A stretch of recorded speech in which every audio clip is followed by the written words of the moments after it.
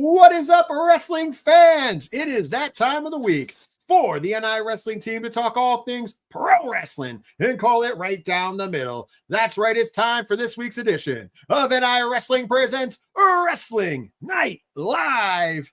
And we are live on the Nerd Initiative YouTube channel, Facebook, LinkedIn, Twitch, X, Kick, wherever you find great live Nerd Initiative stuff.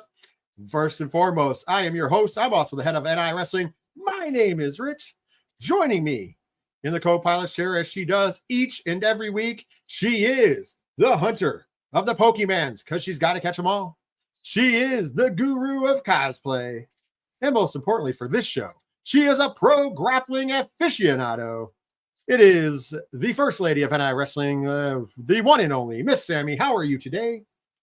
I'm kind of tired. I got a big weekend coming up. I always say, I'm the cosplay guru, and I haven't done it much this year. I've been quite busy with other projects. However, I am going to 3 cons in the next couple of days here. So look forward to some cosplay content because I'm dressing up. Rich, how are you? So I'm fantastic. You just reminded me before we went on air. I don't have to watch any wrestling this weekend. Hey, as much as I love pro wrestling, it gets to be a point where it's too much. So I'm gonna unplug. I mean, other than keeping my eyes on different things from like New Japan and stuff, I'm gonna unplug.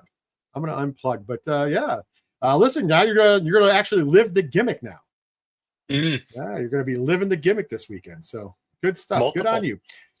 Well, we have a lot to talk about, and in the interest of not having the longest TK overtime in the history of the show, we want to dive right in. But before I do have to give the business out of the way, first and foremost, go over to the place that powers all of this. That's right, the home of pop culture positivity, nerdinitiative.com. There you can check out comic books, movies, TV, wrestling, and more. And if your fandom's not there and represented, let us know. Hit those comments to the website because we're always adding new things over there in the home of pop culture positivity, nerdinitiative.com. And of course, if you're watching us on Facebook, LinkedIn, Twitch, or X, thank you so much for tuning into those social media sites and watching us live. Make sure you're following us there because obviously we have news updates and videos and stuff that comes out all the time, not just from the world of wrestling, but of course across all those other ones that I mentioned, comics, TVs, movies, and more. But if you are not on the Nerd Initiative YouTube channel currently, after the show, head on over there. If you're there, you've already got part of this done because we need you to smash that subscribe button. Click the bell icon for notifications so you know whenever we go live or whenever a new video goes up. And of course, last but not least, tap that thumbs up so you can let the bosses know you want more pro wrestling talk on the home of pop culture positivity on YouTube, the Nerd Initiative YouTube channel. And speaking of content that's only on the Nerd Initiative YouTube channel, Sammy, if the fine folks didn't see already, the SummerSlam recap went up on Monday. So Monday is up. So it's been out there. So if you want to see myself and Ken M making the return, the original duo making the return, talking all things SummerSlam 2025, we dove into both nights. Check that video out if you haven't already, because we're not going to talk too much about the evening, except for I do, because you weren't a part of it. I do want to get your thoughts here in a second, because we're going to talk about that and a little bit of fallout to kick off the show. But yeah, go check out the video. That video is only on YouTube, so you got to go to the Nerd Initiative YouTube channel. So with that being said, Sammy, segueing in, getting into the show, you were not part of the recap, which is fine. We got it done. We got it taken care of. So we are going to talk about the big controversial thing on its own. So outside of the gigantic way that it ended on night 2, controversially, what were your takeaways from just the event itself? The SummerSlam event, nights 1 and 2. What were your big takeaways from both nights? I felt like SummerSlam. Here's how, if you haven't watched SummerSlam, this is how you should consume the product. You should be getting on a flight, maybe from like Indianapolis to like Albuquerque, New Mexico. And when you get to your seat, you have the little LCD screen in front of you. You're going to watch it on that. And when you're watching it, your nice, beautiful like AirPods or Bose headphones, you can't use any of those. You have to use the little crummy ones provided to you by the airline. And instead of watching Transformer 7 or I don't know, Pearl Harbor or whatever other content you have on there, no, you're going to watch SummerSlam. That's how you should consume this product. It was not a lot of fun. It was it was didn't feel like the party of the summer whatsoever, and I was very disappointed by it. So much so that, I did watch Monday Night Raw. I didn't really pay too much attention though. I was very burnt out from wrestling. I was very disappointed with it. I was very excited for SummerSlam going into it. I can see that. Some of my main concerns, obviously, going in pre-show style, even on the recaps I brought up. I mean, the big concern, obviously, was night one surprise. Let's go with night one surprise. Get to the end of the night, you have this great wrestling match between Gunther and CM Punk. Like this great classic wrestling match, tells a story. The old vet trying to get one more ounce of greatness out, getting cut off at every pass by the young bull who's just beating him down. And then the old vet catches a break, catches the young bull off guard, busts him open, and it opens up the gates. And with almost nothing left to give, he gets the 1, 2, 3. Real Rocky IV story. Really was completely Rocky IV. And you have this feel-good moment. You could hear the crowd. You got into it a little bit. And then we get what they tried to call the heist of the century or the ruse of the century. And it's like, yeah, maybe for the universe fans who don't go onto the internet at all, because anybody who's been on the internet, and mind you, you know me, my love-hate relationship with the IWC, I stay off a lot. I try not to be on there. I have to go through to put our stuff up there and stuff like that. So I see things. We keep our eyes and ears on it, but I try to stay out of like the stuff. And you heard me coming in. I said, him faking this injury is not a great PR move. It's not a great, it's not great for anything. It really kind of screws things over. And sure enough, that's what we do. So there was no surprise for most people. I don't care how the commentators try to sell it. I don't care how, TKO tries to sell it, or, the react. Oh my God, my favorite are the reaction people on social media. Those are always my favorite. They're, oh my God, I can't believe it. Like, really? You guys are on the internet more than any of us. Well, even just beyond the fact that the way it was handled, was handled very poorly. That's part of the problem with the Money in the Bank briefcase. You're constantly just waiting for that music to hit, knowing that briefcase is still out there. So anytime you have a big moment like that's all you're looking for. You're just kind of like, all right, when's the music going to hit? When's the music going to hit? We have this beautiful moment where Punk's looking at the belt, tears in his eyes. Very, very, very beautiful moment. Very good cinematography. We've said that for a while for WWE. And in this new era, the cinematography is next level. You know what I mean? They really are making mini movies all the time. And the perfect lineup. You get the tears as he's holding the belt. He's looking at the belt. And we get the moment where he raises it. By the way, there's people in the crowd. This is how much of a secret it's not. There's people in the crowd that you can look at that are watching the entranceway when all of this is happening. Because as soon as the belt goes up, burn it down. And you're just like, here we go. And then there was a part of me, Sammy, that was like, okay, they swerved us when he was starting to go back to the back. I'm like, oh, yeah, he's just messing with them. He's just messing with them, showing, hey, I can ruin your moment. I wish I could take the belt, crutch his ass to the back. And it's like, nope, never mind. I just went, there's a couple ways I said you could have gotten out of this and made it been more impactful. You could have had him crutch himself to the back, and that would have made everybody really think he was injured. And then he could have taken the belt off of him on Monday night, because you could have had him set up by, everybody. Then he reveals, boom, ha, ha, ha, ha, here I am again. Or if you really wanted to get people talking, when he went for the curb stomp, he should have gotten caught, go to sleep, 1, 2, 3, and Punk wins. And then the internet would have melted down because you wasted the Money in the Bank. But hey, sometimes we should waste the Money in the Bank, and not just when somebody like Otis wins it or somebody like Damian Sandow wins it. Like, it would have meant more for that briefcase if sometimes it just gets wasted. And because the fact that it's pretty much, if a star wins that briefcase, 100% of the time they're winning the championship, as long as a star wins it. And it's just, to me, I'm like, ugh. I did like that Matt Hardy tweeted out, thank you for getting revenge for for Jeff Jeff. Hardy. I did like that. That was pretty funny. But no, you're absolutely right. And if you look at the night overall, night one was severely underbooked, and then night two is severely overbooked.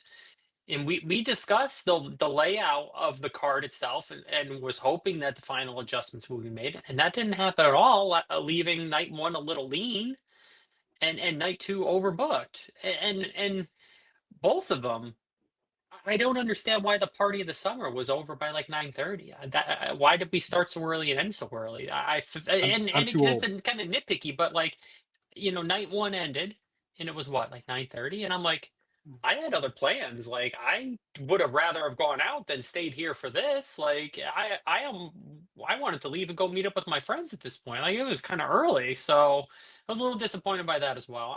Overall, like I said, very disappointed. Very, very, very disappointed with SummerSlam. I'm just gonna say I'm a little older now, so I'm kind of like, yeah, go to bed early. Woo! Anyways, but no, in all seriousness, and then Monday Night Raw. Sorry, Cat in the chat. I guess I threw it on the screen before. Cat in the chat. CM Punk just can't catch a break. Honestly, yeah, exactly. I will say this: Paul Heyman, and we're going to talk a little bit more about this later. It was on Ariel Hawani, and I did like how in post he can set up anything. Paul Heyman's a genius. He can set up anything in post. You know what I mean? Because his explanation away for it was like, hey. So, Punk got to main event WrestleMania, and then myself and Seth ruined his WrestleMania main event because he didn't win. And now, the other thing that Punk wanted to do was thank the fans. How do you do that? You win the belt, you get to thank the fans, and we cut him off before he ever got a chance to thank the fans. I'm like, okay, cool, but that's in post. That's hindsight. That's not what happened on the night. It's not a surprise. But my biggest takeaway, talking about Fallout, like of all the Fallouts, my biggest takeaway is I'm watching Raw. I see Seth Rollins come to the ring wearing his oversized red coat, his clown shoes, coming out to a song that he's supposed to be a heel, and the whole building is singing it. And then they boo him after, which is even stupider, right? Yeah. There's nothing more dumb on the planet than, hey, let's sing this guy's song, and then boo him after. And he comes out and he cuts a terrible promo because it's the same old shit. Like, I was looking at this, and we've been getting the same old Seth Rollins for 5+ years. Minus a little bit of that Joker laugh that you brought up in our pre-show. Yeah, I mean, he's kind of weaved in and out between face and heel, but there's been no real evolution of the character besides just being really angry that CM Punk works there now. Like, that's it. Yeah. And the vision is what we're calling it now, right? The vision. And I'm just sitting here, and I'm going to say something that might be controversial to the WWE fans. They're not going to like this. The WWE fans are not going to like it. So be forewarned. But you know how all you WWE fans jumped on the bandwagon with all of us who did not like the Jon Moxley title reign in AEW, and we all complained about it, and it went on for too long? Oh, congratulations, WWE fans. Welcome to your Jon Moxley era. Because mark my words, Seth Rollins is not producing. Seth Rollins is not the tribal chief. Seth Rollins is not CM Punk. Seth Rollins isn't even LA Knight. Yeah. I'm just throwing that out there. You think that what you sat through with Moxley is bad? Oh boy. If Monday is any indication, it's going to get worse. And I don't care. People can think it's clever or not, but the tribal thief for Bronson, it was funny the first time. The Shula Fala, it was funny the first time, but now he's stolen another pair of shoes. That's all he's doing is stealing shoes? He's supposed to be a big threat and he's stealing shoes? We can't figure out a better gimmick for somebody that massive and talented? And Braun Breaker looks like $1 million, great in the ring, but keep the microphone away from her, or else we're going to hear sucker and succotash a la Roman Reigns. I'm glad the tribal chief got past that. There's another thing though. Like this main event scene for WWE has been pretty locked for a while now. When is someone going to break through to that top of the card? It's been Seth. Sami Zayn has been kind of floating up and down there. Cody Rhodes, Tribal Chief. CM Punk now, Randy Orton. Those guys kind of float. Up to the top. I mean, like when is someone else going to break through? I mean, we have plenty of opportunity for people to break through, but here's the problem right now in WWE. They're not creating any new gimmicks. Pretty much everybody's gimmick is the same as it's been for as long as they've been running the gimmick. Like, nobody's shown any evolution in their gimmick. I'm sorry. Name one wrestler that's shown, except for somebody who's just come up, who has shown an evolution in their gimmick. Seth Rollins, I just said it, has been doing the same character for 5+ years. I mean, granted, certain people you don't have to have change gimmicks. CM Punk is a gimmick to its own, right? Randy Orton is a gimmick to its own. And there's no reason to change those. Those guys are dynamic in what they do, yada, yada, yada. You right? But there's a lot of guys who I think could benefit, and girls who could benefit from a fresh coat of paint, if you will. And other than Naomi, it ain't happening. It's wild to me. Maybe Becky Lynch a little bit. She's her gimmick's she's reinvented herself a little bit, but it's still, at the end of the day, she's still the man. Kat did say, we're getting Moxley run with Seth, and I'm not a fan of it at all. I'm glad you did. Ken's in the chat, says, if this brings back the Repo Man, I don't know if the Repo Man's coming back, but I would deal with the Repo Man. And then I do like what Ken says here, round killings, but that's due to outside factors. But here's the thing, not even, because they stopped booking him. They brought him back to not book him. Yeah. He's MIA. He was at the Speedy Fest here in my local area instead of at SummerSlam. That was cool. But once again, big weekend. You just brought him back. You signed him a bunch of money. He's not there. And did it because apparently everyone made a stink about it. And was it all for nothing? Yeah. And I'm not saying they don't have people that are talented, because we talk about the talent for days, especially in the women's division. There's talent for days. That main event scene can be, you could plug and play a lot of people. But the problem is that I don't see the value. The only thing that they got lucky with in all this situation, and this is not me happy that he's injured, because I definitely am not, but Gunther being injured is the only thing that made them lucky. Because right now we would once again be overshadowing the former world champion for the second time. Because they've proven they can't book him. Well, and even doing a little foreshadowing, Gunther comes back, he's healthy. What is he going to do? Same thing with Liv Morgan. She's going to come back as a super babyface, but is the character really going to be any different? No, we're just going to cheer for her now. I mean, I love me some Dominic Mysterio, though. That's a great example. The crowd's been cheering from him here and there, but has anything really changed? I mean, I will be checking out the AAA show, technically. Not this weekend, next weekend. Because I hope that they crown Dom Mysterio as the new mega champion. I'm just throwing it out there. But I'm with you. Like the Raw after just gave me the worst vibes ever about all of this. I will give them credit. At least they did, LA Knight did get a match that at least that made sense storyline wise. So I'll give a little bit of credit there. But I think we're seeing some stale bread with WWE right now, and that's tough because, like you said, the talent is there, and there's been some amazing things. But we've been on such a hot streak. WWE's been such a hot streak for a long time now. Eventually, it is going to kind of get a little, and then you recharge, you regroup, and you push forward. And WWE as a brand seems to be pushing forward heavily. Well, we'll talk more about the money stuff in a minute, but before we get there, we got to take a detour. Because purposely, and I don't dance around things, I just wanted to get things out of the way and talk about serious wrestling business before we jump into the proverbial fire. Because night 2 of SummerSlam featured a pretty good main event. The match we probably should have gotten at WrestleMania. Yep. But we didn't. Definitely. So I do give them credit for John Cena going out there. John Cena and Cody Rhodes went out there, tore the house down in the street fight. Little long. You got to the point where it looked like somebody was going to have to pull out, to get the match done. And I've been very critical of that, but still at the end of the day, I was okay, because at the end of the day, you had a moment I thought that you needed, and it made perfect sense to me. When you have Cody Rhodes win the Undisputed Championship from John Cena and not proverbially, legitimately and literally pass the torch. There was a beautiful moment at the end of that match. They embrace. Cody cries because that's what Cody does, but that's fine. It was a moment. His hero is John Cena. He has now got the torch from John Cena, and then he does the right thing and he just goes away. He leaves the ring to John Cena.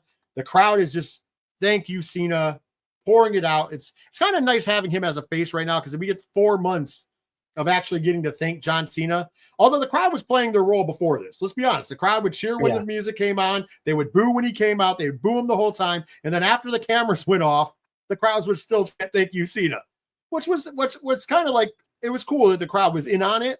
But at the same time, now you can do it outwardly, which is nice. Which, listen, the heel run as a whole was a failure because it wasn't great.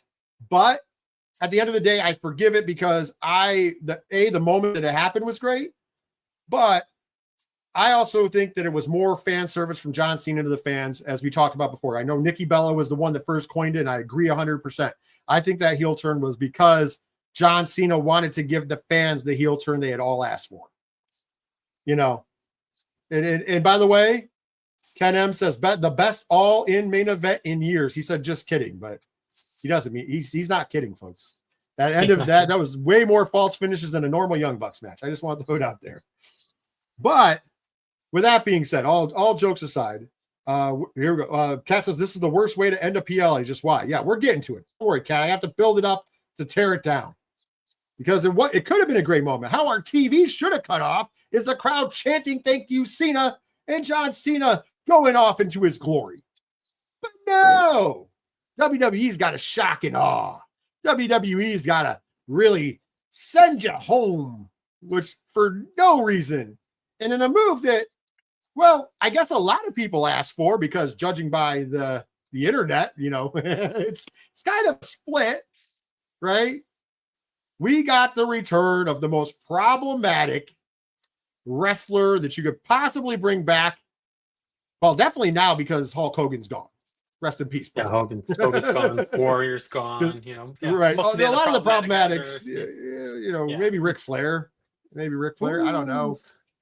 But Brock Lesnar. That's right. There's the picture. By the way, his forehead's getting way extended. Just want to throw it out there. It's getting way extended. Listen, man. Oh, yeah. Whew. And we thought the WWE was tone deaf when they brought Hulk Hogan to Los Angeles. Listen, I've said this on the post-show recap, and now there's a little more out there, and it still doesn't, I'll talk about it, but when you are looking at things, I don't care, because there's going to be people who defend it. That's fine. If you love what you loved, I don't care. I'm not going to, I'm also here not to crap on people, okay? I've seen a lot of people. I've seen a lot of talking on the internet, a lot of people making messages and stuff. Is Brock Lesnar being involved in situations disgusting, disturbing, and everything else? I agree with it 110%.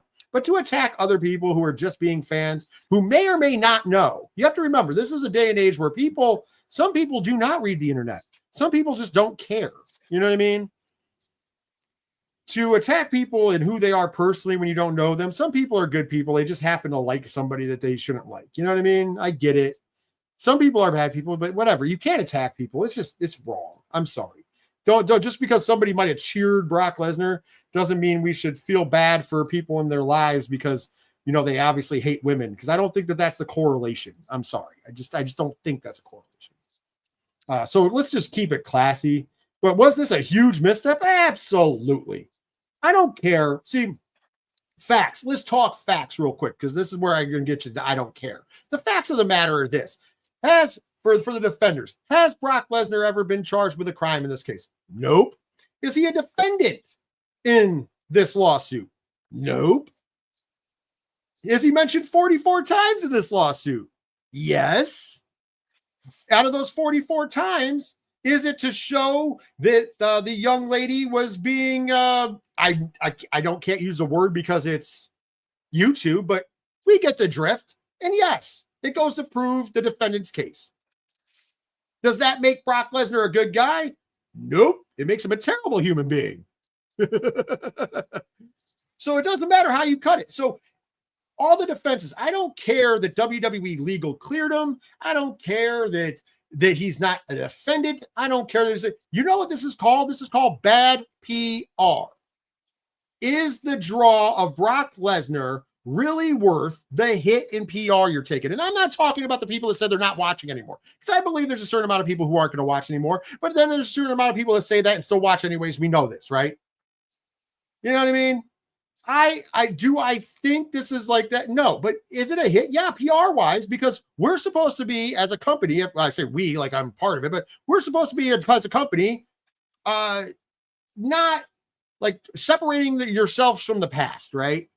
You're trying to get away from the McMahon regime and era. Remember, we heard that all the time. That was a big punch word.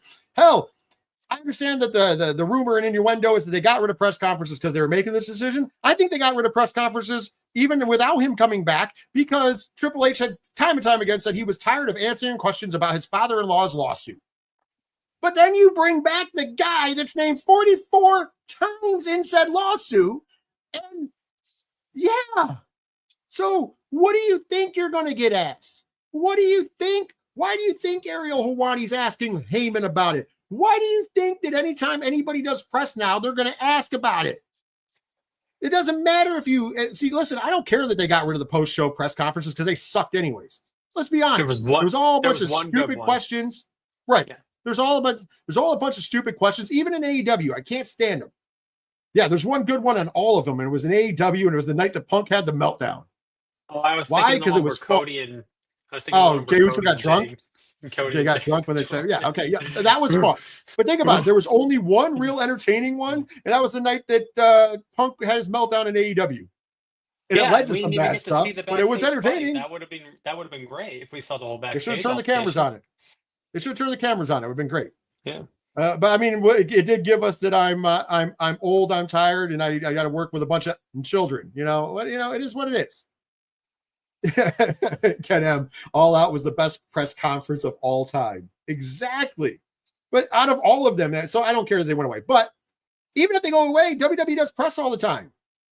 Kat goes, oh, absolutely, they could have brought anyone else back. That's true. They could have. But my point of the matter still stands. They do press all the time. And this is going to be asked about. It's a bad PR move, no matter how you cut it. And I don't care that Triple H tried to Olay it into John Cena. By the way, then spoiled it for himself.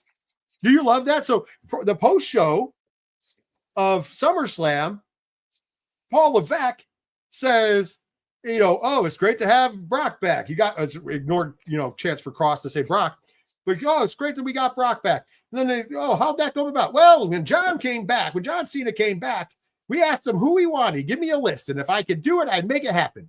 So he passed the buck right on to Cena. And then just as fast, 24 hours later, we get the news that Nick Khan and Paul Levesque called up old Brocky boy and said, it's time for you to come home. What? Now, how is that passing the buck on John Cena?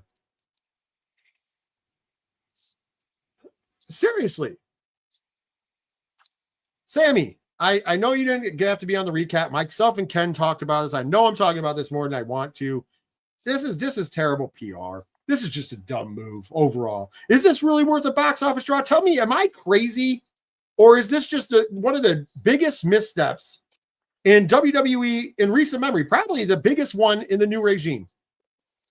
I feel like they looked at that moment when Hulk Hogan came out there on Monday Night Raw to the LA crowd and was booed out of the arena. And I think they just went and said, bet we can do better than that. And then you just roll out Brock. First off, you do it at SummerSlam. So CM Punk could have had a moment, doesn't get a moment. John Cena could have had a moment, doesn't get a moment. When one of the best returns ever in WWE history was Brock Lesnar on Raw. So you at least could have redone that. Nope. So you don't even do that. So I'm going to focus this from that perspective because obviously the legal side of everything, which again, he's not charged with anything, but just the fact that he's a scumbag and it's documented that he's a scumbag is enough for me to say he's a scumbag. 44 times. Yeah. So he comes back and you get 2 nights of the crowd not really going home feeling happy. That's no fun. He's coming back and he's going to work with Cena. Okay. Makes sense. I mean, it's one of his oldest rivals. They had some really big matches and things over the years.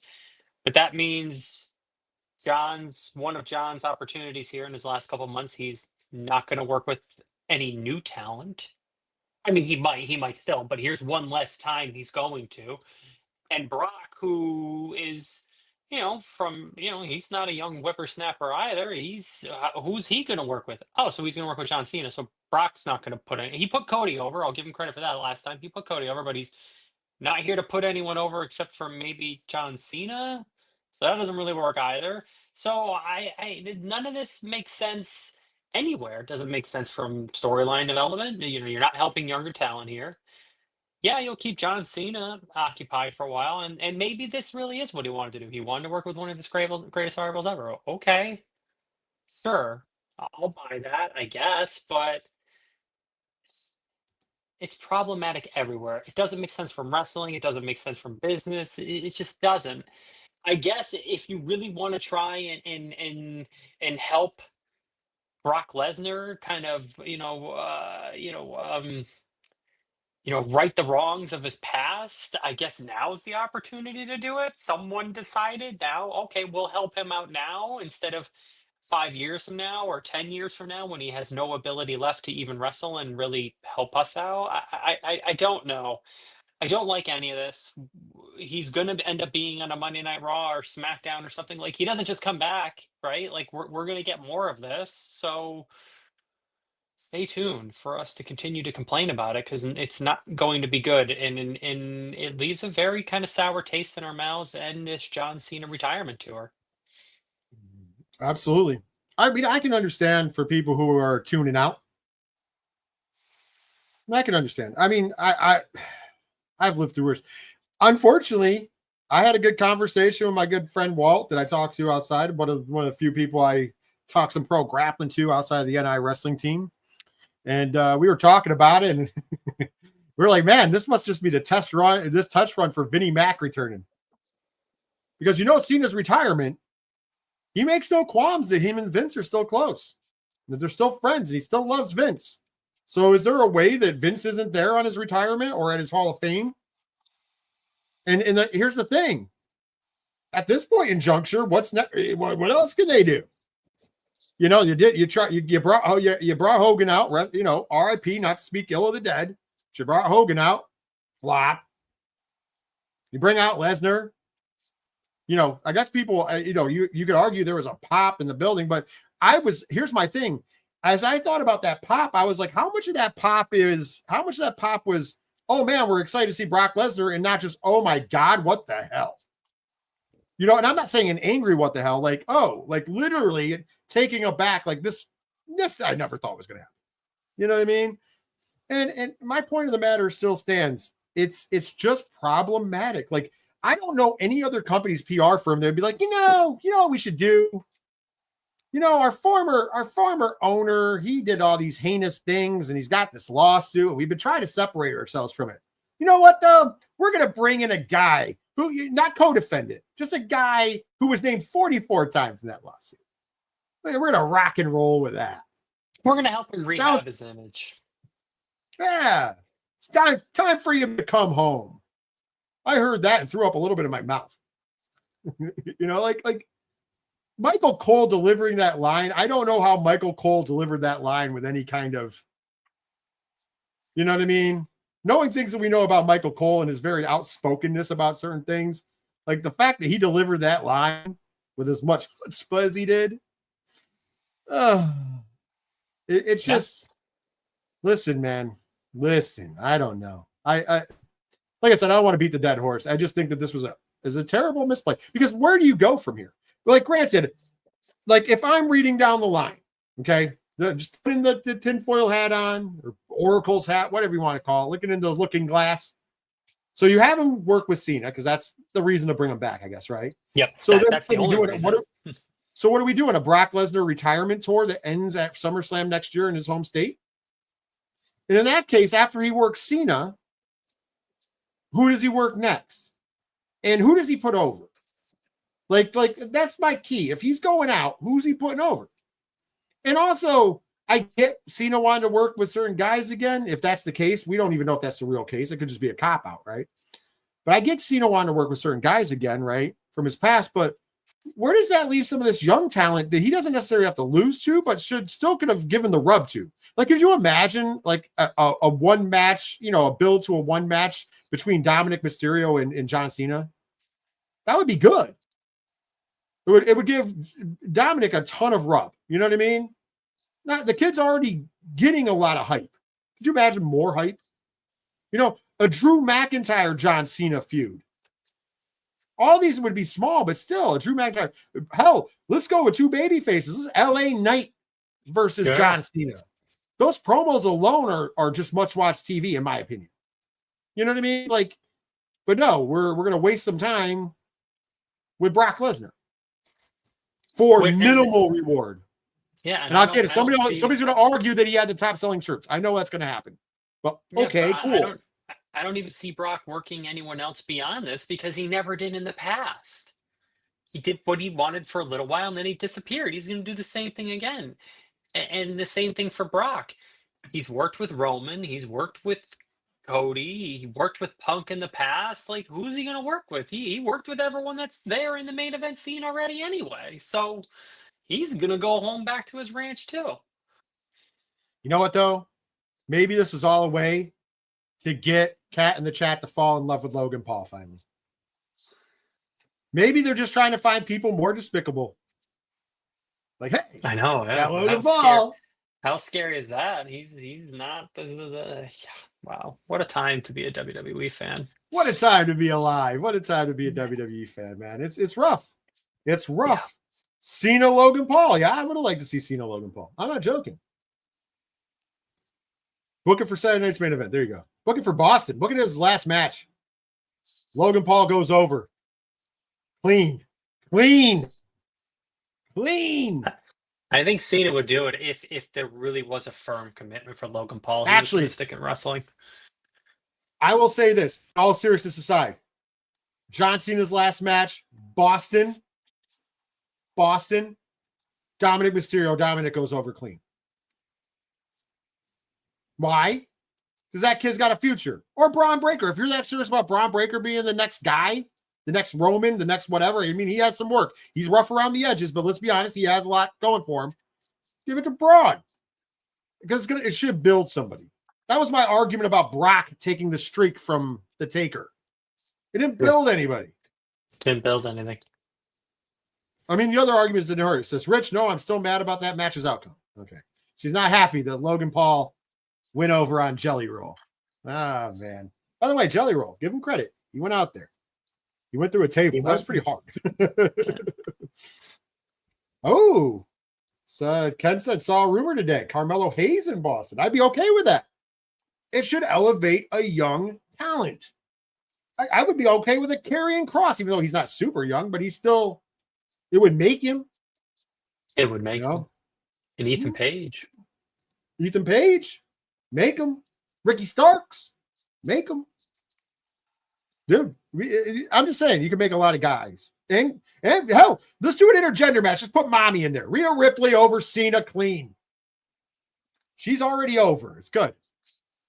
We can all believe it. Could you imagine? I could believe Riptide from the middle rope. Boom. Take it out. Oh, there you go. Big boom AJ. Get him, sign him over. Woo! It's just the wheels are falling off. Anybody but Brock Lesnar, right? All right, let's cleanse the palate before we have some more. We have some more big stories, but we are fans of the New Japan Pro Wrestling, so we got to give an update on the big happenings right now. G1 Climax season is in full effect. We're getting closer to the end, Sammy, and we have some updated rosters as of yesterday. First in A block, which they did have matches today, so there's another update beyond this, but we have, in the interest of time, look at how close A block is. Literally everybody in A block either has 6 or 8 points. So it's basically first and second place. So all tied in second place with 6 points apiece. The Ace Hiroshi Tanahashi, Tai Chi, Colin Newman, David Finlay, and Sonata. Then all tied for first place with 8 points apiece. Yua Uemura, Boltin Oleg, Yota Tsuji, Owa, and Evil. Wow. Could A block get any tighter? Like seriously, Sammy, A block is tight. This amazing booking. The matches have been spectacular. And this has really made it very interesting. Very, very interesting. This has been a very, very fun year of the tournament. Yes. Speaking of which, Captain dropped this. I know it's not New Japan, but she says, yeah, but Karrion and Scarlett's contract expires this weekend. So it's a 50-50 if they resign. However, it was reported today by Mike Johnson that they have gotten new contracts in their hands. Not that they've signed, but they have new contracts, and Mike Johnson expects them to be signed. So I don't know. We'll have to keep our eye on that. I was going to bring that up later, but yeah, Karrion Kross and Scarlett allegedly have new deals delivered to them from WWE. I think if they have deals, they're not going anywhere. That's just my personal opinion. If they signed it, if they gave them a contract, I would guarantee they sign. Yeah, A Block is too close to call, honestly. I still said the right move would be like Yota Tsuji or David Finlay, so I'm rocking with it. Although, you know what? There's part of me that has that love for the Ace. Give the Ace one final one on his way out. Now let him main event. Yeah, let's do it. Let's go. Yes. Go yes. Ace. Thanks for jumping on the bandwagon. Yeah, listen. Go Ace. I just don't want him to do any more air guitars. Listen. I love Hiroshi Tanahashi. I do. I love him with all my heart. Very soft spot for him. It's real difficult watching him walk to the ring. I'm glad that he's calling it a career. Like you can tell it's painful for him to walk to the ring. And I'm just glad he's calling it a career. I'm happy with whatever we can do. The Ace deserves it. Like the Ace deserves everything and more. It goes, I love whoever decided to put Finlay and Evil in the same block. It's perfect. Exactly. As a matter of fact, Kat, it gets better than that because whoever put Evil and Finlay in the same block already gave them a match. You know what I mean? And we got to see that already. But that doesn't mean they can't meet again because they're close enough to meet in the finals of on their way. Not in the finals of the tournament. But technically they could meet in the finals of the tournament. Because the first seed from A block meets the second seed of B block, and the second seed of A block meets the first seed of B block. So therefore, there's a possibility that you could get an Evil and David Finlay final of the G1 Climax. That would be good. Good storytelling, by the way. Really good storytelling. From a company that some people accuse of not telling good stories, which is crazy. New Japan tells some amazing stories. Let's switch our focus to B block because this one is a little. It's closer than it was, but it's a lot further away than obviously Gabe Kidd. Ignore the fact he has 0 points. That is because Gabe Kidd is injured and had to withdraw. Of course, we hope he gets better soon. Bringing up the rear with 6 points apiece, El Phantasmo and Shingo Takagi, not quite mathematically eliminated, but coming close. All with 8 points. Next up is Shuta Yamino, Yoshihashi, who's no longer in first place. See how that worked? We said it was going to happen. Great O'Khan and Drilla Maloney. And then all tied with 10 points in first place, former champion Zack Sabre Jr., Ren Narita, and Takeshita. I was big on Takeshita winning this thing because if somebody was going to if AEW ain't putting him over, might as well New Japan put him over, right? But I'm still big on Takeshita winning this thing. So I think I'm still going Takeshita winning B block. What's your thoughts on B block, Sammy, as we get closer? Yeah, I'm really digging that. I'm liking that theory. I'm still high in Zack Sabre Jr. though, but I'm kind of digging that theory. And then again, matches have been phenomenal. This has been a really good tournament. Really, really good tournament. I encourage everyone, go out, watch some of these matches. It's always a lot of fun. If you really love, wrestling, just the wrestling part of it, that this is your place to find it. And obviously the storytelling is beautiful as well. There's a lot of great storytelling in this as well. But if you're really looking to just dive in and watch some fun wrestling, New Japan's where it's at. I love it. There's so much because Kat says it doesn't surprise her that Zack Sabre Jr. is tied for first. Yeah, it shouldn't be. He's one of the top stars. And I will say this. We obviously want Gabe Kidd to get well soon. Big fans of Gabe Kidd on this show. But I will say this. The nice part, like if you want a silver lining to the injury, he went out there, had a mic drop, probably match of the tournament with Takeshita, and then got injured. You know what I mean? Like, you can't. Honestly, there's been some great matches in this tournament this year. That Takeshita versus Gabe Kidd match, if you have not seen it, you need to go on your way. I do believe New Japan put it up on YouTube. So it's up for free on YouTube. If you want to see a hard hit, when we talk about when you're a fan, you have to put a mouth guard in to watch a match. That's Takeshita and Gabe Kidd. I would definitely suggest. Right. And what a way to go out on injury. Like, injuries are tough, obviously, but when you're at a position like a Gabe Kidd, you know you're going to come back and you're going to get a huge ovation, and to go out with that match, that's the last thing that's burned into everyone's minds for when you come back. It's gonna be electric. No, it's funny. My coaster fell and it sounded like Okada was coming. I was like, "Hey, our surprise guest for the evening, Kazuchika Okada." He just comes up behind me, it says "bitch" and leaves. Anything can happen, right? Anything can happen. Yeah, that would be a fun night. You never know. Never know. I may have to make that happen. All right. Speaking of which, let's switch gears to AEW. In the news for all the wrong reasons. And I think this is, honestly, I'm going to be the first to say that I think this is a whole lot of nothing about nothing. But we're going to get to that in a second. The Hurt Syndicate was in the news. Seems the MVP, not a fan of Speedball Mike Bailey. Allegedly not a fan of Bobby Lashley not being pushed to the gills, which I'm also not a fan of either. Like, come on. This is a man who, in the peak of the Vince McMahon era, was good enough to be the world champion. I'm not speculating. I'm not saying anything else. Just think about what I said. Moving on. Okay, so here's what I think. We know in AEW, for better or for worse, the inmates run the asylum. And part of the Hurt Syndicate business that I do want to talk about is it looks like they have said that that's not going to work for me, brother. Allegedly, they were asked to drop the World Tag Team titles to Jet Speed. And that's where MVP not being a fan of one Speedball Mike Bailey, allegedly, led to, as we like to say, that's not going to work for me, brother. Allegedly, they were offered to lose the belts to the FTR, which, whether you like Dax's whining on the internet or what, that has nothing to do with the in-ring performance. And we have to say that in an era where tag team wrestling, as Sammy has so eloquently put before, is dead. If you were going to point to the best tag team in the world today, I would say the FTR belongs there. And granted, I wish the divisions were better. Granted, I wish times were better. But the FTR is a very talented tag team. Let's be honest.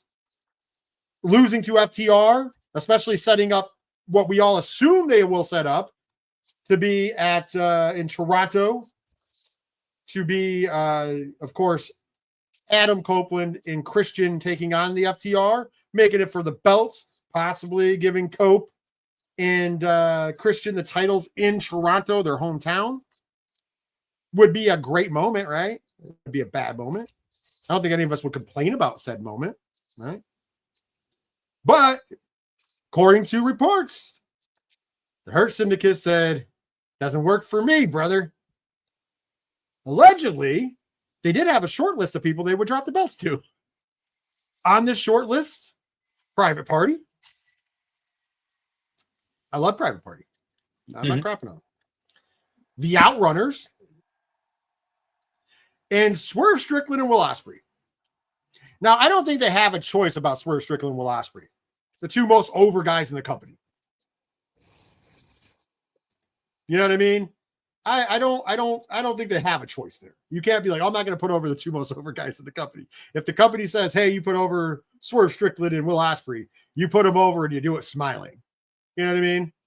I actually am not offended. Like, there's people on the internet that were like, oh, I can't believe they say the Outrunners or Private Party. And I'm like, I think both of those teams are talented and entertaining. Like, I think that would be a great put over. Maybe, like Kat said, and I said in the beginning, this is a whole lot of nothing. Maybe they were just looking out to go, hey, if we're going to put somebody over, let's put somebody over. Let's give somebody a rub. FTR doesn't need a rub from us. And maybe they don't like the fact that they just threw Kevin Knight and Mike Bailey together. Maybe they're like, why don't you give it to a team who's tested and timed like Private Party or the Outrunners? Maybe it was done out of like, oh, that's a better business move, right? It could be. It could absolutely be. Or it could be that it's all bullshit. Take your pick. Either way, I don't have a problem with them saying that they don't want to, who they want. Bobby Lashley, and this goes back to creative control, right? There's many different ways of having creative control. For those people out there who never worked in the wrestling business, they just automatically assume that creative control is what Hulk Hogan had in WCW, where it's in your contract and you get to say it doesn't work for me, brother. And literally doesn't work for you. But creative control can take many forms. Right. Oh, it really was specific language. Yeah. If it doesn't work for me, brother, it doesn't work for me, brother. That was what was in his contract. I promise you that. I promise you that much. But we've already talked about with Mercedes. I don't think Mercedes has a clause in her contract that says she has creative control, but because she's earned the right because of the star she is, I think that her input has heavy weight to it. I think that Bobby Lashley, with the star that he has earned the right to put his input in. Now, it is the booker, the promoter, the owner, Tony Khan, because he wears all those hats, right? It is his job to tell talent that, okay, thank you for your input, but we're going a different way. And it's the talent's job to be professional and do what he wants. But if he wants to take their input into consideration, they earned it. They were stars. They've been world champions. Now, I would love Bobby Lashley to get rid of this tag title because I think he should be vying for the world heavyweight title. I don't think that there's a reason on God's green earth that Bobby Lashley isn't feuding for the world title. And I think a Bobby Lashley Hangman Adam Page program would be phenomenal. I could understand keeping him away from Moxley, right? Because heel versus heel, it's a little weird, whatever. However, Hangman and him, or if MJF gets the belt back and you implode the Hurt Syndicate, MJF and Bobby. I mean, there's a lot of good stuff you could do with Bobby Lashley. And Shelton Benjamin is also talented. There's no reason, like, instead of having the man who defines no aura in wrestling, Kyle Fletcher, as your TNT champion, you could have the Gold Standard as your TNT champion. Just throwing that out there. I know my hatred for Kyle Fletcher runs deep. It's strong with this one. Sammy, what do you think about this whole Hurt Syndicate business? Do you think it's a whole lot of nonsense and just kind of people blowing it up because, you know, that's what people do? I think the internet's blowing up because that's what the internet does, but I think they're 100% correct. What give it to the thrown together tag team when there are other tag teams that have worked their butts off for weeks, months, years to establish themselves? Oh, so let's just give it to the two guys that were like hanging out backstage. One guy, neither one of them's even worked here more than like 6 months. Yeah, let's just give it to them. That's ridiculous. The FTR thing's a little more interesting, but I get it because they don't need the rub. FTR doesn't need it. I guess there was also reports that could also make FTR go face, even though they just went heel and everything like that. To me, I get it because it's like, yeah, it doesn't make sense. They don't need the belts. They don't need the belts to have an amazing match with Edge and Christian. Would that add some stakes to it? Sure, I guess, but we just talked about WWE as well, and having trouble booking the belts, and we know AEW's had trouble with booking belts as well. So that just seems to be a wrestling problem everywhere. No, this is really talks to the state of tag team wrestling. They listed a bunch of legitimate tag teams that have been working their butts off that could deserve to be in a program to win those belts. Do that. Do that. Don't waste your time with the Speedball Mike Bailey stuff. And to be fair, I don't like Speedball Mike Bailey either. Put some shoes on, all right? That's what I got to say. You come out of the ring, you got no shoes on. I'm not interested. I'm not a feet person. Put some shoes on. True story. True story. I will say this. Didn't FTR go face last night on Dynamite with Stokely's promo? I mean, what was the exact? Maybe, what was the exact? I'm short, I'm bald, and I get no hose. So I've been fighting my whole life. I loved it. I mean, I'm not sure. I do love it, but like, I mean, they're supposed to be the bad guys now. I don't know. But again, that really speaks to AEW in general, right? Like, I just don't know. Once again, this is like it goes back to what we said before. The inmates run the asylum there. And it is what it is, for better or for worse. And my only problem, and AEW fans, sickos, because I know some of you still tune in, sickos, Tony Khan, anybody in Jacksonville, please I beg you all the time. I beg you. Right now, World Wrestling Entertainment handed you a silver platter. They handed you if you want a bigger reason to go, okay, let's get some Thunder back. You've got it. And I tuned into Dynamite last night, and about halfway through, I went, oh, man. Knowing that you had more eyes on you, this is the show you put on. Isn't it fun? And here's the thing. They don't need, and it's not because some people are like, but Rich, you just want them to be WWE light. No, I don't want them to be WWE light. I want them to come out and strike while the iron's hot. I understand Will Ospreay's injured right now and that, it get well soon. We all want Will Ospreay at 110% because that is entertaining. But if I'm running this show, I'm going, okay, WWE just handed us a silver platter. We got a silver platter handed to us on Sunday. TV is until Wednesday. All right, I am booking a card that's pay-per-view quality. Pay-per-view quality on Wednesday night. I'm booking a card on Saturday night. That's pay-per-view quality. I mean, my best foot forward. Every one of my main giant champions is going to be on the show, and they are going to be defending titles and everything else. I'm going all in, pun intended. Mercedes Moné is going to go one-on-one with Toni Storm in a rematch. Why? Why run back that quick, people would ask? Because people are watching. That would be my Collision main event. I would have announced it on Wednesday. Why? Because it's going to put asses in the seats. Am I wrong? You know who would definitely be watching? Would 100% be watching? Ken. Yeah. Okay. Here's another one. The loyal Collision watcher. Exactly. I'd tune in for that main event. Could you imagine if they had that in the main event, and then on the undercard of that, you have Kazuchika Okada and pick up an opponent? Because Kazuchika Okada is going to wrestle a 5-star match with a broom if need be. Right? Oh, they put him against Mike Bailey. He's still going to 5-star match. Don't you worry. Then I'm throwing out everything. You know what? I'm throwing out on Dynamite, main event of Dynamite. Hangman Adam Page defending the world title against Swerve Strickland. Why?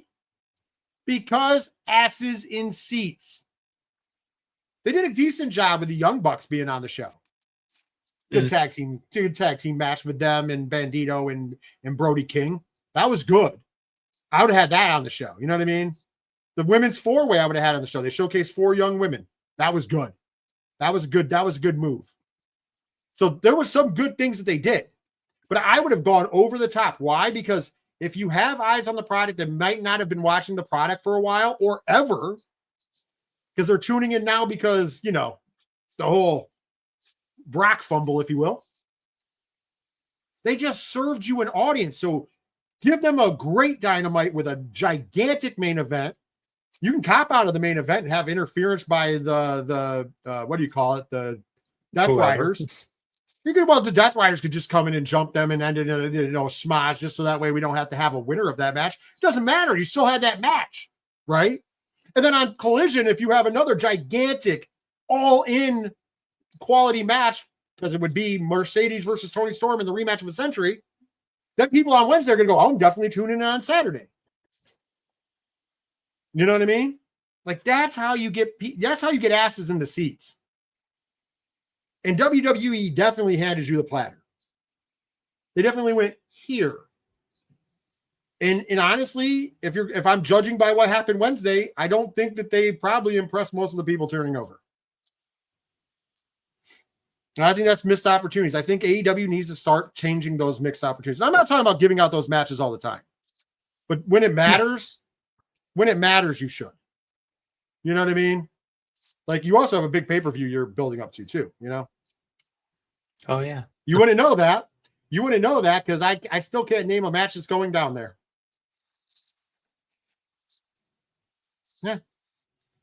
Yeah. What are you going to say? All right, we got one more story to end here in the TK overtime because we're almost there. We knew it was coming. I'm not going to beat this dead horse a ton, though, because, although it does go to prove what we talked about last week. Sammy, somebody in Connecticut, besides you, is watching Wrestling Night Live. That somebody probably works in WWE's offices Because I feel like whenever we talk about something, they go, ha, hold my beer. You know, the double down. We were like, hey, why are we having 50 tributes to Hulk Hogan? Well, we'll bring back Brock Lesnar. Hold my beer. We said, hey, these guys are overcharging for tickets. Granted, they're selling them. They're overcharging for a lot of stuff. And they said, hold my beer. Because I woke up to this news, Sammy. I woke up to this news yesterday. Literally. First thing I saw when I woke up. Put this graphic on the screen. There it is. WWE and ESPN have reached in their own words, this is from a WWE press release, it's landmark rights agreement. Landmark rights agreement. That is according to their own press release. Speaking of press release, let me read that press release here. This is from WWE. This was sent to our editor-in-chief, Ken M., August the 6th, so yesterday. And it's titled, ESPN, WWE, reach landmark rights agreement as ESPN platforms become exclusive U.S. domestic home of all WWE premium live events, including WrestleMania, starting in 2026. ESPN's direct-to-consumer, so D2C, service to stream all WWE premium live events in their entirety, including WrestleMania, Royal Rumble, SummerSlam, Survivor Series, Money in the Bank, and more. Bristol, Connecticut, and Stamford, Connecticut, August 6, 2025. ESPN, a subsidiary of the Walt Disney Company, on the New York Stock Exchange, they're listed as DIS. And WWE, part of TKO Group Holdings, known as TKO, today announced a landmark rights agreement as ESPN platforms, including the new ESPN direct-to-consumer streaming service, will become the exclusive U.S. domestic home of all WWE premium live events, including the two-night cultural phenomenon, WrestleMania, starting in 2026. This deal makes ESPN home to the highest-profile WWE events of the year. The ESPN DTC service will stream all WWE PLEs annually in their entirety with select simulcasting on ESPN linear platforms. Marquee PLEs, including WrestleMania and SummerSlam, both two-night events, and Royal Rumble, Survivor Series, Money in the Bank, among others, WWE will continue to produce all PLEs. That was interesting wording. Jimmy Patero, chairman of ESPN, said WWE has an immense, devoted, and passionate fan base that we're excited to super serve on our new ESPN DTC platform. This agreement, which features the most significant WWE events of the year, bolsters our unprecedented content portfolio and helps drive our streaming future. Mark Shapiro, president and chief operating officer for TKO, says we are proud to reinforce the E in ESPN at such an exciting juncture in its direct-to-consumer journey. WWE platform or premium live events, are renowned for exactly the type of rich storytelling, incredible feats of athleticism, and can't-miss cultural tentpole experiences that have become synonymous with ESPN. Through our UFC relationship, we have experienced firsthand how transformational an ESPN presence can be. And we know this will be an exceptional partnership at a time of great innovation for both companies. Lastly, Nick Khan, president of WWE, says WWE's agreement with ESPN is a pivotal moment for our millions of fans across the United States, the leader in sports entertainment, partnering with the biggest brand in sports media. Bringing WWE's flagship events to ESPN's platform is tremendously exciting. We know the sky is the limit. So the DTC service, which will be offered by ESPN, Sammy, just from that press release before we dive into the money, and super chat, let us know. What do you think about that announcement on its face value before we get to the money? Surprising, but not surprising. WWE has been chasing the dollar for many years now. It's interesting that WWE has finally achieved a very long-standing goal, which was to be affiliated with Disney, and now they are directly affiliated with Disney. That's been a mission for a long time. Are we going to get to see Mickey Mouse in the Royal Rumble? I don't think so. I don't think we're going to see that, but that has been a goal of WWE all the way back to WWF. So, mission accomplished. We live in this era of rights and media rights or sports rights, and ESPN and sports in general was one of the reasons why everyone's cable package was always very expensive, because sports media and sports rights is a very expensive and lucrative business if you look at it from that perspective. So I guess the relationship with NBC Universal, obviously being part of the Peacock network and airing on the USA network, whatever, it looks like that might be coming to an end finally. Because if you're Peacock, your USA network, like what's really left for meat on the bone for you, right? Like you're probably WWE is going to go looking for another streaming service to jump on this one, or someone else. I mean, there are plenty of other streaming services out there. They seem to pop up every day. So this is an Well, interesting one. It's very interesting. well, the worst part for the Peacock is they can't even get off the tracks. They have a locked-in deal till 2029. But now that's just for archive. Think about that. SmackDown and archive. Yeah, That's crazy. Yeah. Let's talk about the streaming service for a minute, though. Okay. So ESPN has announced. So this ESPN service, by the way, this DTC package is not ESPN Plus. I'm looking at stuff right here. We've done it. It is not ESPN Plus. What it is it's basically all of you can pay a separate price depending upon what provider you have. We're going to get to that in a minute. You pay a separate price and you get all of the linear ESPN channels. So it'd be ESPN, ESPN2, ESPN3, ESPN the Ocho, whatever. You know what I mean? NFL Network will probably get tied in because, as we know, ESPN just bought the NFL Network and Red Zone. So I'm assuming that's probably going to get tied into this as well. I'm assuming because WWE's done a deal, UFC will probably do something here as well. Okay, that just makes sense. The TKO would be all in. So this service will cost $29.99 a month. So it's not just for WWE PLEs. This gets you all of what I just mentioned. However, sources say the subscribers of the following providers will receive access to WWE PLEs at no extra cost: DirecTV, Hulu Live, Charter, which is Spectrum, Fubo TV, and Verizon Fios. So those are the ones that will get it for free. Also, kind of troubling is the wording of the release said that they will be simulcast, WWE PLEs, that is, will be simulcast on some ESPN brands. So live TV, but not the big ones. So not WrestleMania, SummerSlam, Royal Rumble, Survivor Series, Money in the Bank, which is fine. They're PLE only, which means the complaints that we've had about, all that time, like commercial breaks on WWE PLEs, about to get a whole lot worse. Whole lot worse. By the way, this deal was $1.6 billion. I do want to quote Clay Travis. Clay Travis had a great one. Clay Travis says, so at ESPN announced the WWE product today with almost zero explanation of the details, and customers now may or may not get it with ESPN. I have Comcast. Somehow I wouldn't get WWE events. Neither would YouTube customers, but some of you might. No way this holds up. Total mess. End quote. That is exactly. It's becoming very expensive to be a wrestling fan. Very expensive. Oh, it's very expensive to be any fan. Let me give you some more context. Like, think about it this way. So WWE is more popular now than a lot of points in the 90s. However, $20.99 is a lot for context for that. WWE fans have paid between $1.99 and $9.99 to get PLEs since 2021 through Peacock, and before that, $9.99 on the WWE network. So you're talking about, think about this. You are talking about 3 times the amount of money that we have been accustomed to spending just for PLEs. Nothing else.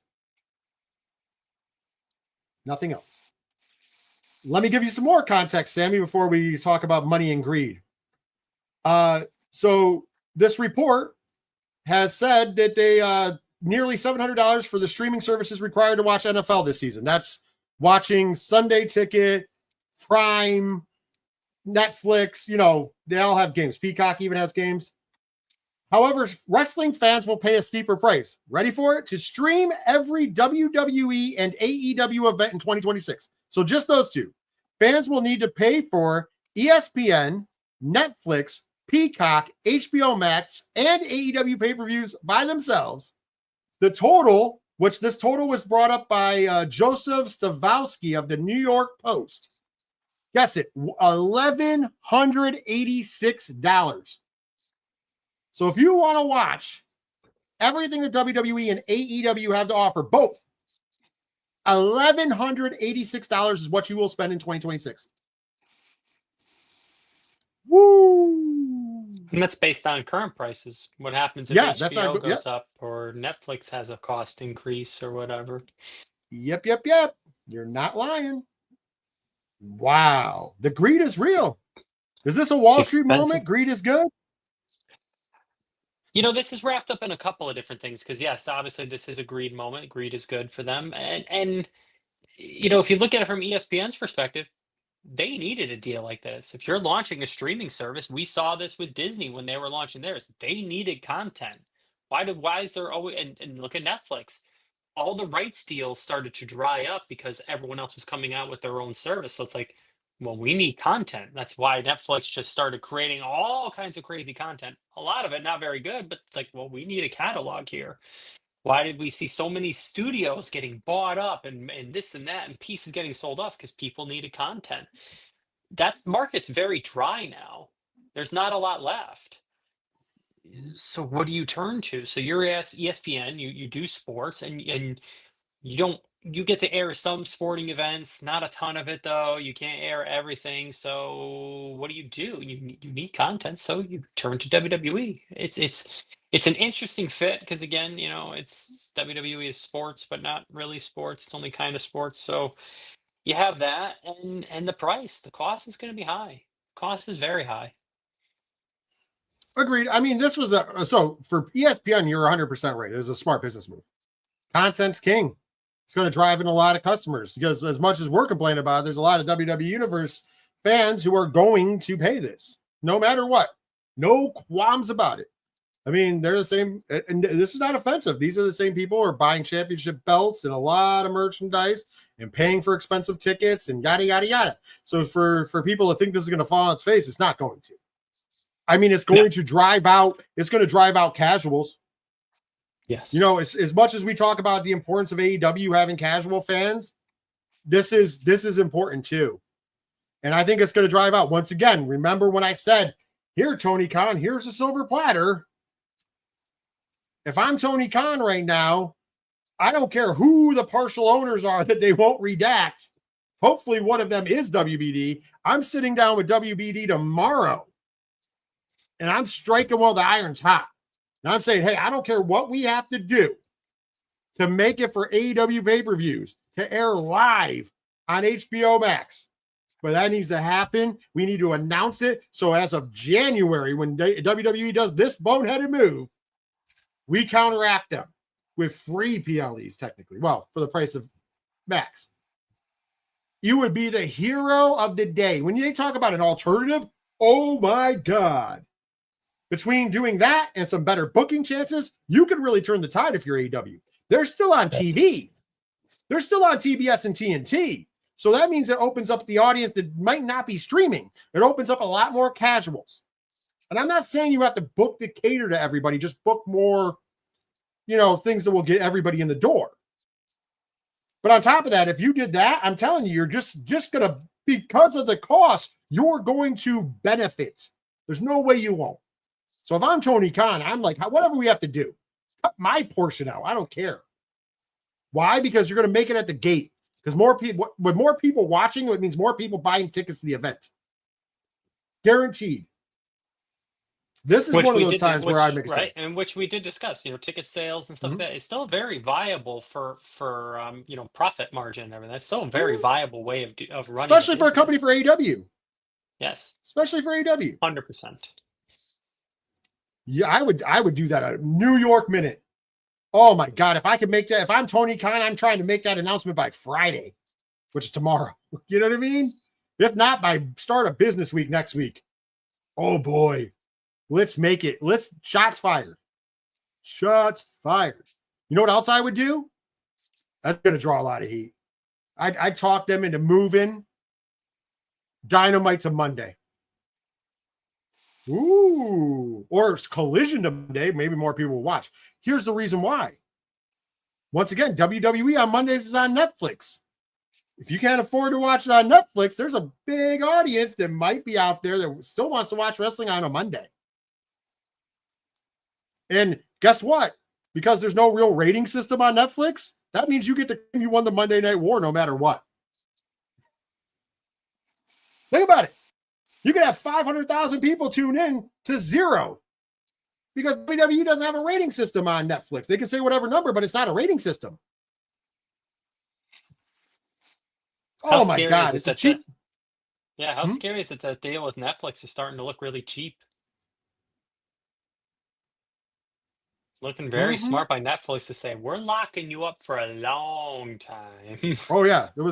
And they have the option to extend it for a fixed price, which was smart. Built in, already done. It's already done. It's a done deal. So, I mean, as a wrestling fan, though, that's my concern, man. WWE is trying to price people out, honestly. And you know what the funny part is? That's what UFC did. Yeah. TKO has already done it. Their pay-per-view buy rates for UFC events is down. Well, you know, you could argue mostly because there's no big stars anymore. But it's down also because they went from $80 to $100. Or no, sorry, $60 to $80. I think they're going to $100 for pay-per-views. Think about that. They're pricing people out. Yeah. Which is not smart. Like, how do you make money when you finally price everybody out? Like, that's the part that I get.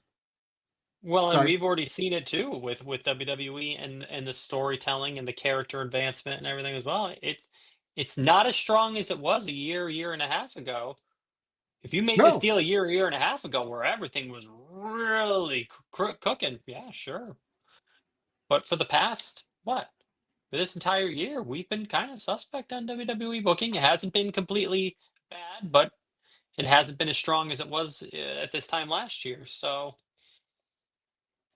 I'm glad you brought that up because here's the thing. If you want me to pay $30 for PLEs, you better start putting on good PLEs. Like this lazy ass booking on premium live events. When you're getting it for your Peacock subscription, you're like, not that it was okay. I was still complaining about it, but you're still like, okay, I can still tune in because it's costing me $10, if that, you know what I mean? Depending upon what level you're at, right? But now, at $30 price point, you better be putting on some bangers. Because for $30 a month, I better be getting my money's worth. Because here's the thing. I don't care about the linear ESPN channels. I already have them on my YouTube TV subscription. Don't care about them. I watch what I watch on ESPN, but I have YouTube TV. It's already built in. I wouldn't pay $30 for all the channels I already get, which is kind of crappy that that's not part of the deal, but whatever. We'll see if that changes. Because you might lose a bunch of people who are like, nah, I don't really give a damn about this. What if YouTube wants to get real stingy if they're not involved and start denying ESPN certain things? Because remember, YouTube's the ones that owns the rights to the NFL Sunday Ticket. So they can start throwing their weight around with the NFL if they really want to. And you ain't gonna, and the mouse doesn't have more money than Google. No. Not even close. Not even close. So it's kind of like at one of those positions where it's getting real crazy to be a wrestling fan because it's going to be expensive. Well, and I not to dive too far into it, this is not just a wrestling exclusive problem. This is a very large problem in all of media. If you look at the TV movie studios, they used to make a lot of money off of media sales, and obviously that market is completely gone now. People don't buy physical media, so that's why you don't get a lot of those mid-level movies. You get blockbusters or busts. Like that's it now. There's very few studios making those smaller kind of independent, under $60 million movies. There's only a handful of them doing it.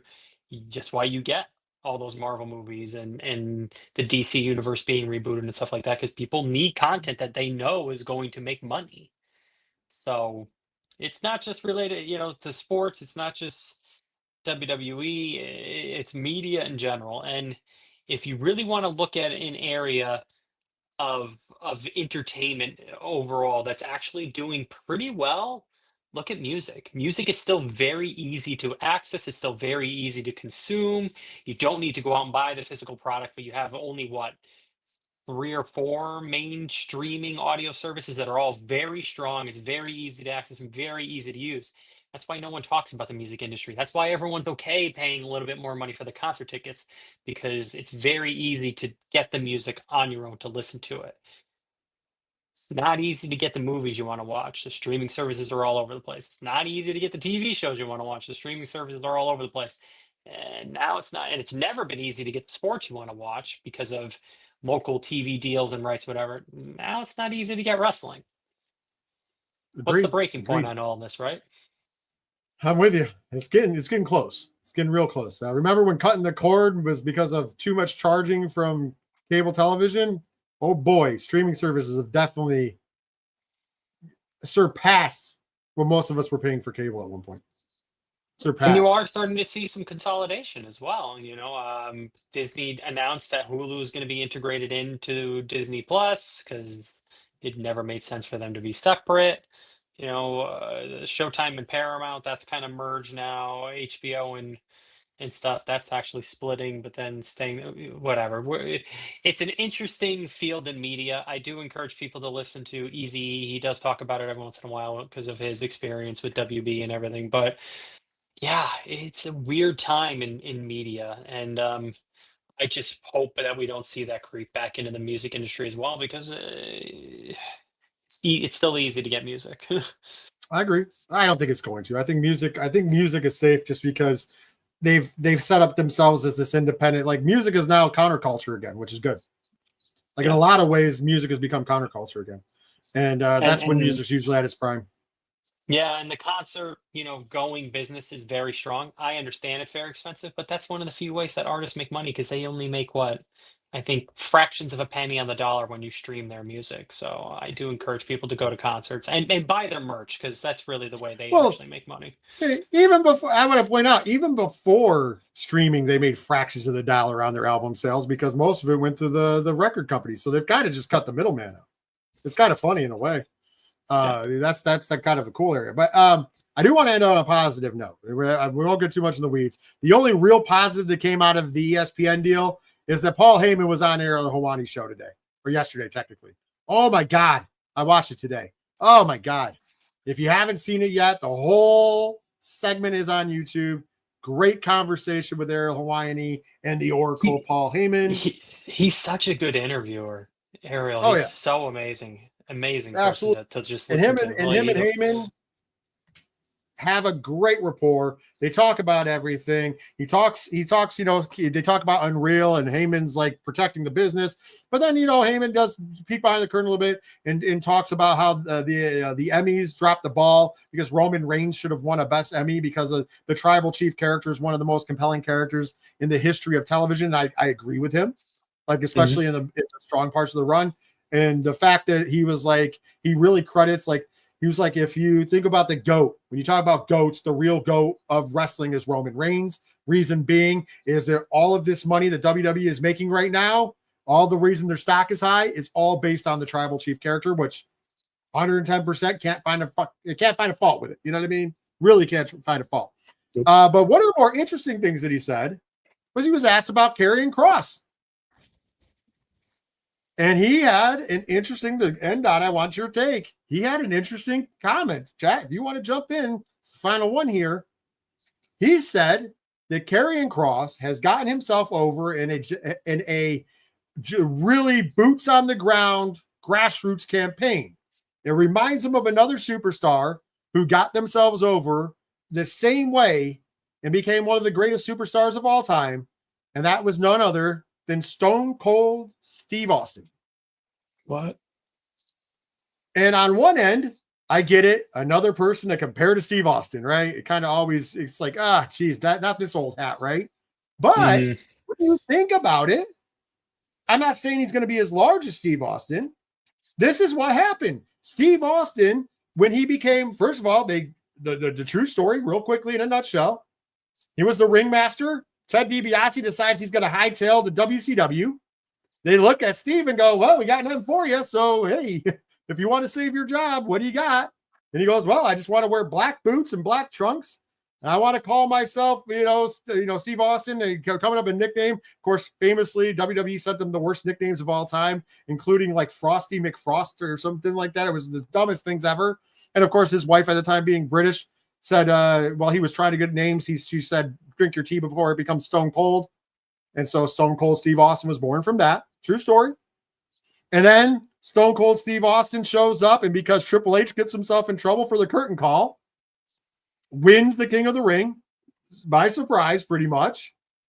Ends up getting his nose broke by Mark Marrow. Comes back from the hospital in time for the finals to face Jake Roberts. He goes right to the ring, so he has no time to prepare. Wins the match, goes up to the podium, has to, on the spot, think about what to say. And that's, of course, when he drops the famous, because at the time, Jake the Snake doing the Bible thumping, drops the famous, you can have your Psalms, you talk about your Psalms, your John 3:16s. Well, Austin 3:16 said, I just whooped your ass.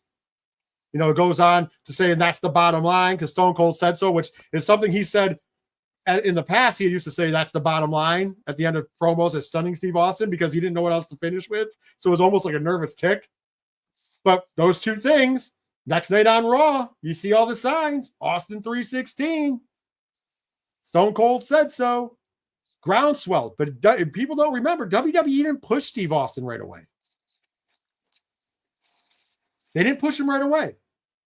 Eventually they had to, because it got, the groundswell became so much.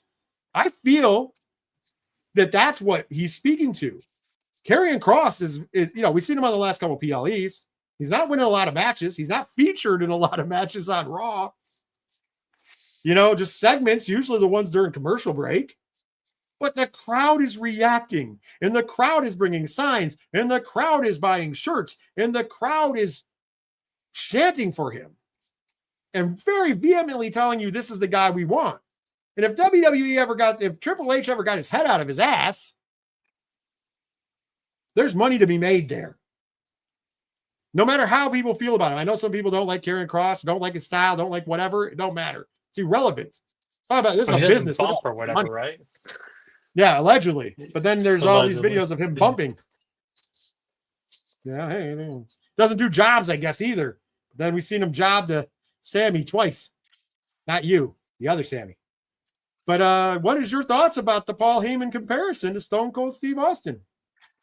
I think the only reason why you would say that, if you're Paul Heyman, who, let's be honest, Paul, that he puts over Roman Reigns, but this whole story is really the Paul Heyman storyline, because he's been the one involved in it from start to finish, and even beyond that, you go further back. So this whole era of wrestling has been defined by Paul Heyman, and I think the only reason why you would say that is because it's already a done deal. They're locked up. They're going to be back, and I don't think you really touch on it that much. You wouldn't that way. You wouldn't put them over that much if they weren't coming back. So, welcome back, Karrion Kross and Scarlett. I mean, and it'll be it's time.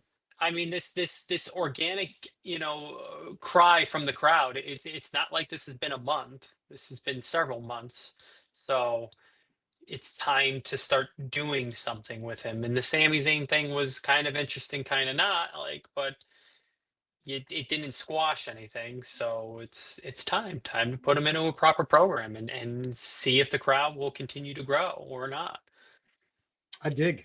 I don't like. I'm going to say this. I don't know if it's a done deal or not. I think it's going to be, because Paul Heyman's. Let's be honest. Paul Heyman's kind of a maverick in his own way. So I do think even if he was leaving, Paul Heyman would put him over, because I think he really thinks that a lot.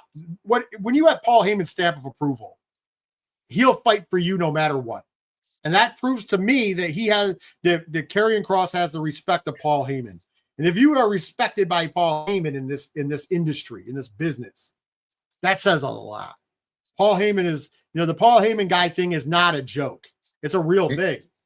And some of the biggest names in wrestling were Paul Heyman guys, starting with The Undertaker. And Stone Cold Steve think Austin. about it. Well, yeah. Stone Cold Steve Austin as well. But the thing about Undertaker was the first Paul Heyman guy, technically. And then Stone Cold Steve Austin's on that. CM Punk is on that list. You know, a lot of guys are on the list. He took Roman Reigns. He took Roman Reigns from being sucker and succotash to our tribal chief. You know what I mean? Hey, you want to add on a bad note? Brock Lesnar's on that list. No, well, yeah. See, here's the difference. I mean, they're buddies, they're friends, but I don't think he ever needed. He wasn't there to elevate Brock Lesnar. He's just there to talk for him because Brock can't talk for Jack. Anyways, I digress. But I'm just saying, when you put, but Big Show had a hell of a career. Say what you want about the end of it, but he had a hell of a career. But my point of the matter still stands. Paul Heyman guys, not the Big Show's a bad. Well, no. Yeah, but once again, he is a good judge of talent. Bad with money, great judge of talent. You know, ECW proved you're not great with money, but great judge of talent.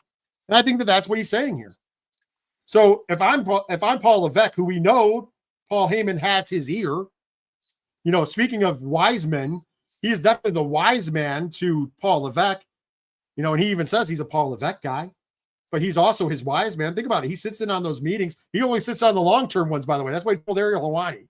He only sits in on the ones where they're talking year or 2 or 3 down the road. And you're like, what are you talking about that? It's like, that's the only ones I'm interested in. Because I'm interested in finding a story and telling it in reverse. And it's smart. But you know he has the ear. He's the wise man. Pretty much in real life. So if you were on the fence, Paul Heyman's going to say, you know, this kid over here, he's the real deal. Bring him back. I can do a lot with him. And Triple H probably went, okay. Like, I hope they're going to make dollar signs with him. That's all I hope. I hope if they do re-sign, we start to see real dollar signs. Because I think there's a lot of money to be made there. Talking on a business sense, just business. Like I said, it's irrelevant whether people like him or not. Business-wise, I think it's a big move. You can make a lot of money. But with that being said, I digress. We've gone long enough into TK overtime, but we did want to leave on a high note because, you know, this one was a lot of, I don't want to say negative, but this was a lot of controversial stuff we talked about today, with the exception of New Japan. You know, lots of stuff that's kind of like makes you think, hey, we have it rough as wrestling fans sometimes. But then we also often have to remember to stop and smell the roses. And instead of making fun of each other, we need to stop and be happy that we have some great things going down because there's a lot of buckets of wins. G1 Climax is one of them. And there's always something for everybody. So remember that. Keep that in mind.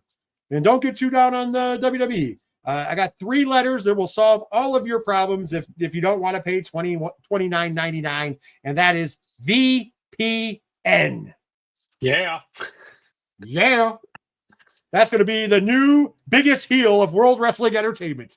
VPN. By the way, NordVPN or any of the other ones that are looking to sponsor, hey, Wrestling Night Live might be your place for your biggest uptick of people using VPN. So jump on board now before 2026, before the prices go up, brother.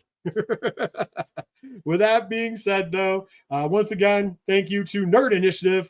Go over to nerdinitiative.com. They're the ones that power all of this, the home of pop culture positivity. Check out more about pro wrestling comics, the best comics review team in the business, and of course, so much more. Then you're going to want to go over. If you're not watching on YouTube, make sure you get over to the Nerd Initiative YouTube channel, smash that subscribe button, click the bell icon for notifications so you know whenever we go live or whenever a new video gets put up. And last but not least, tap that thumbs up to let the bosses know you want more pro wrestling talk on the home of pop culture positivity on YouTube, the Nerd Initiative YouTube channel. And speaking of more content, not just pro wrestling content, speaking of more content, you're going to want to make sure to turn a page this upcoming Tuesday night at 8 p.m. Eastern Standard Time, the Comic Book Showcase, the official kickoff to New Comic Book Day. I can't let it out of the bag.